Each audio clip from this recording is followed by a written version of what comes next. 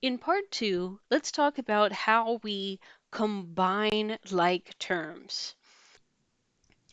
Now, when we combine expressions containing variables, the only terms that we can actually combine into one term are like terms.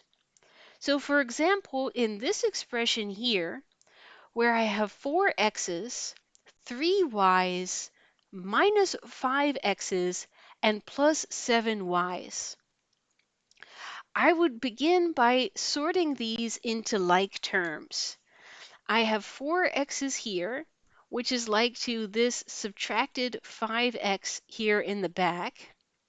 These are like terms because the only difference between them is the number in front. The only difference between them is the coefficient.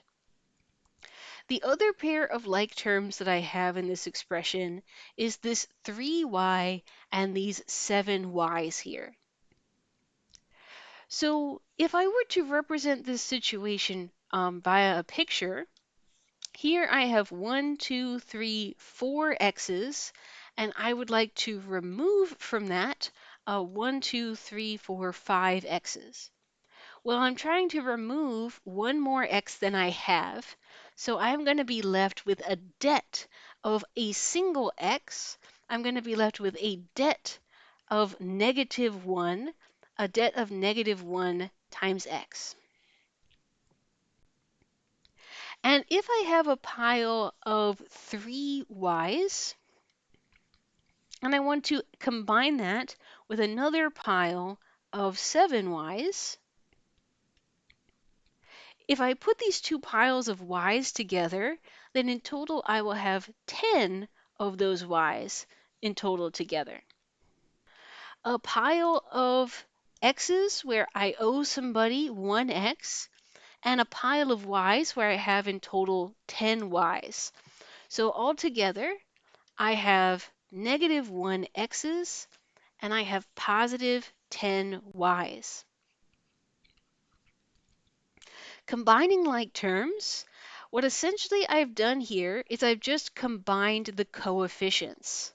For the x's, we've essentially just done 4 minus 5, 4 minus 5 x's. And for the y's, we've just done 3 plus 7, 3 plus 7 y's. So when we are combining like terms,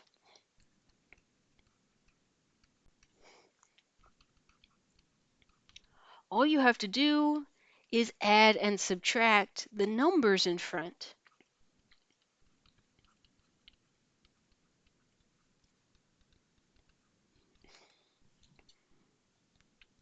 To give you another example, here I have x squared minus 5x plus 3x plus 1.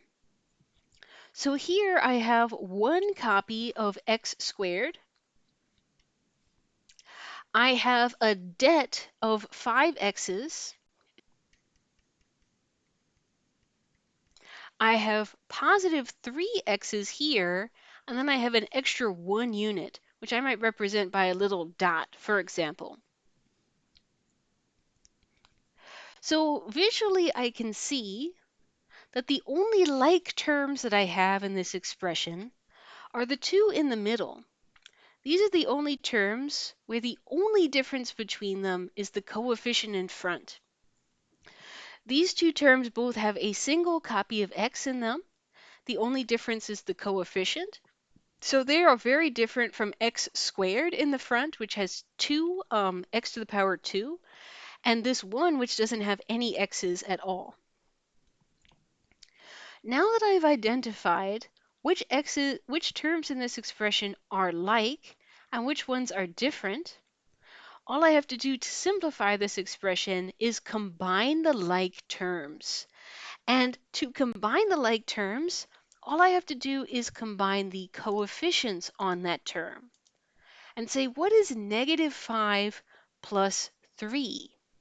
If I have negative 5x's, if I owe somebody 5x's, and then I get an additional positive 3x's added to my pile, then I get to pay off a portion of my debt, but I still have 2x's that I owe.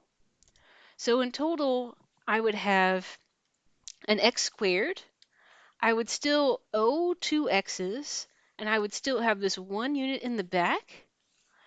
So in other words, I would have x squared minus 2x, negative 2x's for the minus 2 that I owe, plus 1. And this would be the simplified version of this expression, where I have combined the two like terms in the middle. So here I have 7 copies of x cubed. Here I have 8 copies of x. Here I have negative 4 copies of x cubed, negative 2 copies of x, and negative 6 copies of x squared.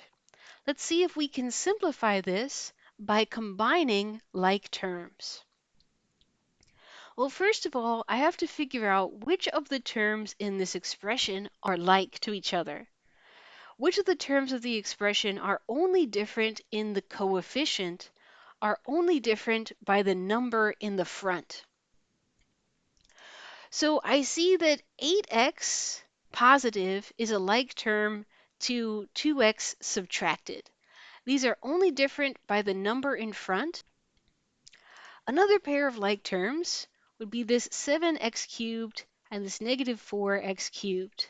The only difference between them is the number in the front, 7 versus negative 4.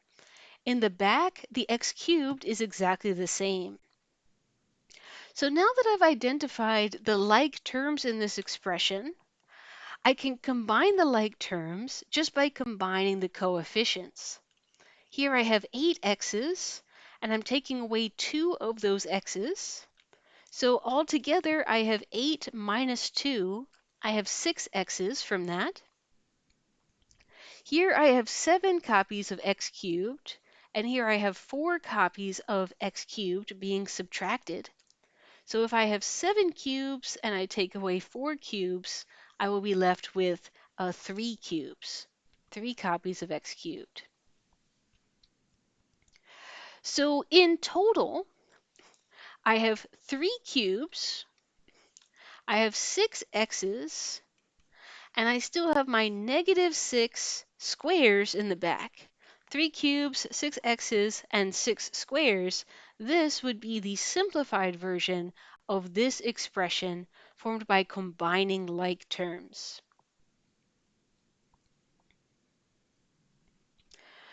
To give you an example of a situation where I might end up combining like terms, suppose I was going to the grocery store, and the cost of the groceries can vary.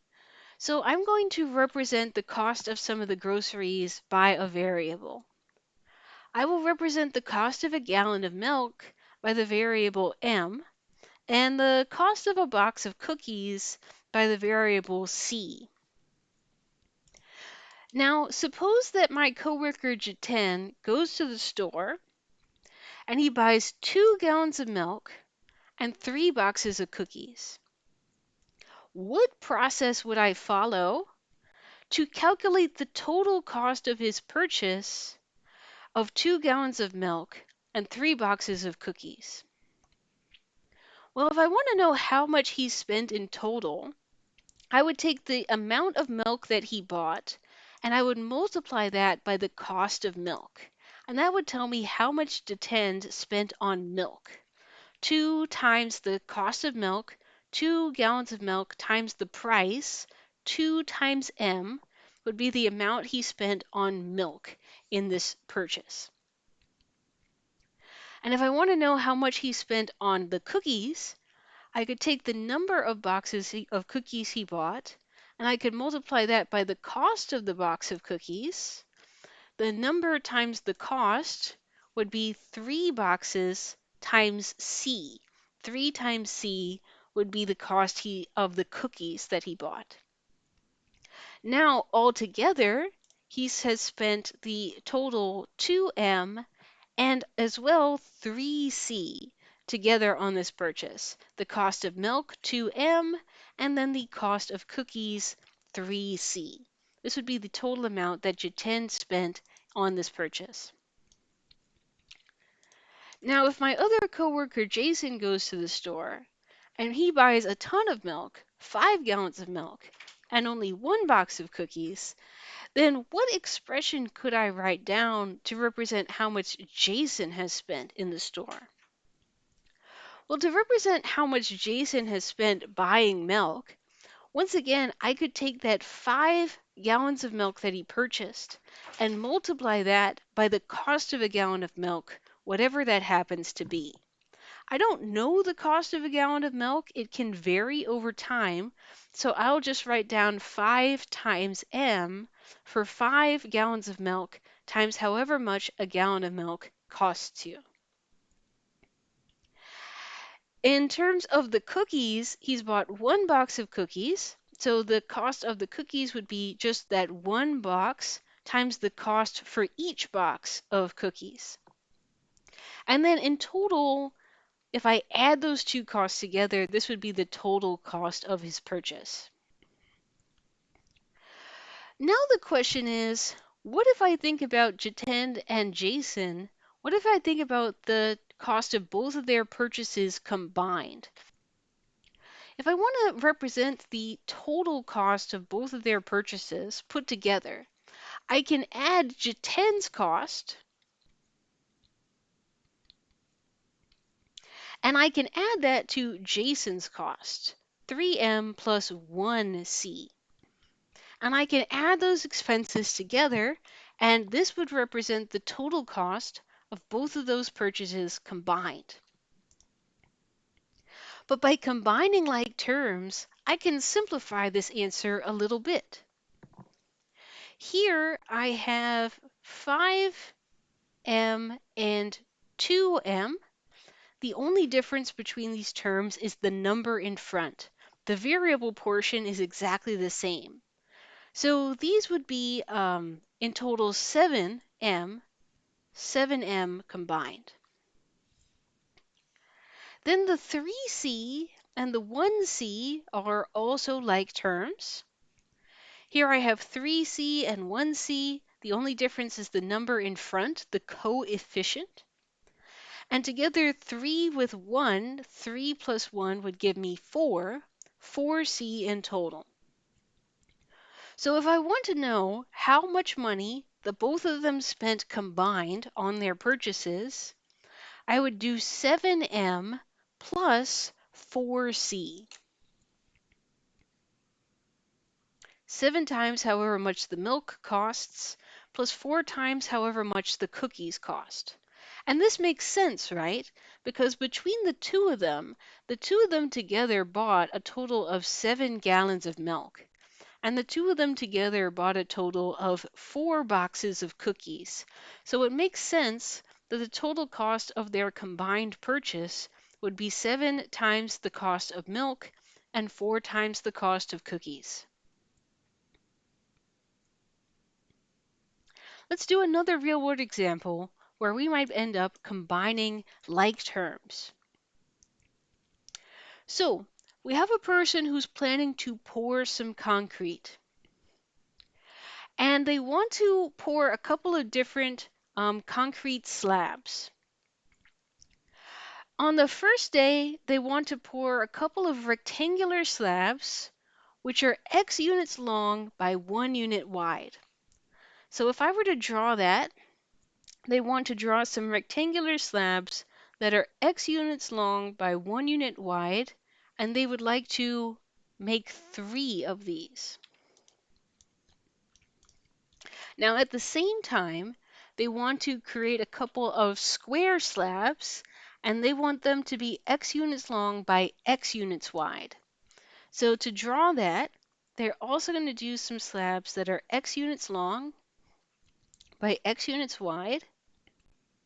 We don't know how long X is though, so I'll just draw the picture, roughly speaking, of this approximate shape. And they want to do 4 of these. So the question is, if this is the goal, what expression would represent the total area of concrete poured between all of these different slabs? The total area.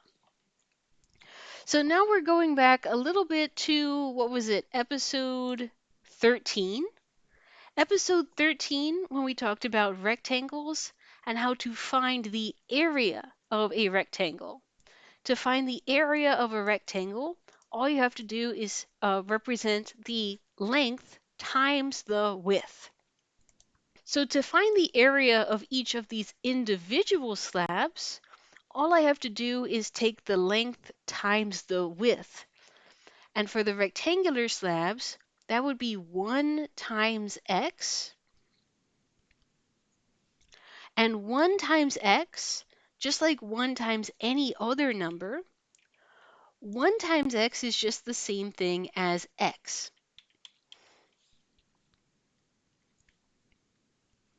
X is going to represent the area of each of these rectangular slabs. And then what about these square slabs that are x units long by x units wide? We don't know the length and the width right now, but we do know that whenever we find out this measurement, to find the area, we would then multiply x times x. We would multiply the length and the width. So 2 copies of x multiplied together, that would be equivalent to x squared. X squared is going to represent the area of each of these concrete squares. So what would be the total area of all of these slabs combined? Combined, I would have 3 slabs with an area of x units each. These are the rectangular slabs. And then I would also have 4 slabs with an area of x squared, 4 of these x squares here. So 3 times x plus 4 times x squared. This is how I would calculate the amount of concrete I would need as soon as I figure out how long I want to make my rectangles and how long I want to make my squares. Now, on the second day, they do this process again, but this time they pour 2 rectangle slabs and 8 square slabs. So on the second day, I have 2 of these rectangles and 8 of these squares. So the area on the second day would be, so what would be the total area of concrete poured on day 2? It would be 2 copies of the area of these rectangle pieces, 2 x's, and it would be 8 copies of these square pieces, 8x squared. 2 of these x's and 8 of these x squareds, that would be the total area of concrete poured on day 2. Finally, the question is, if we wanted to represent the total area of concrete that we poured in both day 1 and day 2, what would that expression look like? Well, day 1, our total area was 3 x's and 4 x squareds. On day 2, our total area was 2 x's and 8 x squareds. If I combine these expressions, if I pair the like terms, the terms that are only different by the number in front, the terms that are exactly the same except for the coefficients, I can see here that if I do 3x added to 2x, I'll have a total of 5x's. And if I have 4x squareds combined with 8x squareds, I'll have a total of 12x squareds. So this expression, 5 times x plus 12 times x squared, would represent the total area of concrete poured between day 1 and day 2. And this totally makes sense, right? Because on day 1, I had 3 rectangles. On day 2, I had 2 rectangles. Between the 2 of them, I had 5 rectangles. On day 1, I had 4 squares. On day 2, I had 8 squares. So between the 2 days, I had 12 squares. In total, 5 rectangles and 12 squares. So this is the process of adding and subtracting expressions that contain variables. If you want to add and subtract expressions that contain variables, first check to see if you have any pairs of like terms in that expression. Then those like terms can be combined just by combining their coefficients.